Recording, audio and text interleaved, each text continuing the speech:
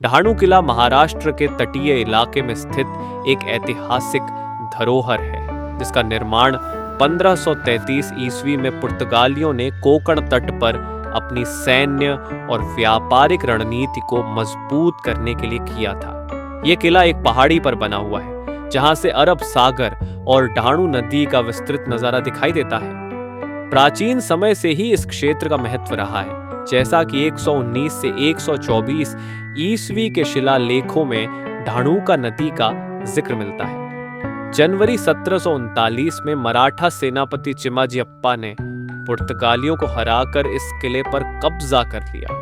मराठों ने इसका इस्तेमाल समुद्री गतिविधियों पर नजर रखने और आक्रमणों से बचाव के लिए किया।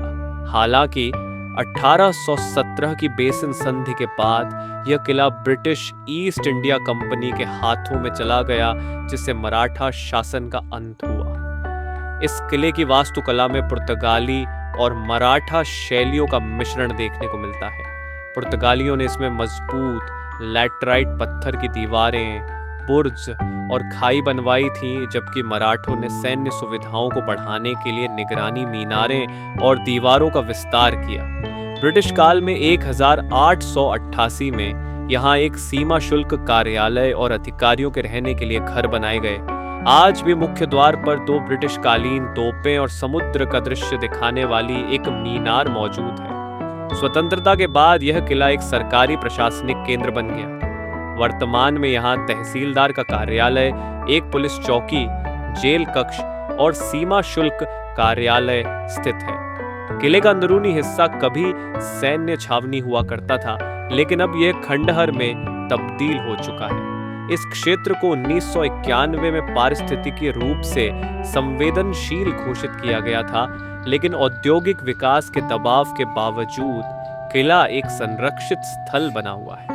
आसपास के पर्यटन स्थलों में बोडी बीच और पारसी समुदाय का पवित्र तीर्थ स्थल बहरोत गुफाएं शामिल हैं, जो इस इलाके की सांस्कृतिक समृद्धि को दर्शाते हैं। आज यह किला सुबह 6 बजे से शाम 6 बजे तक खुला रहता है।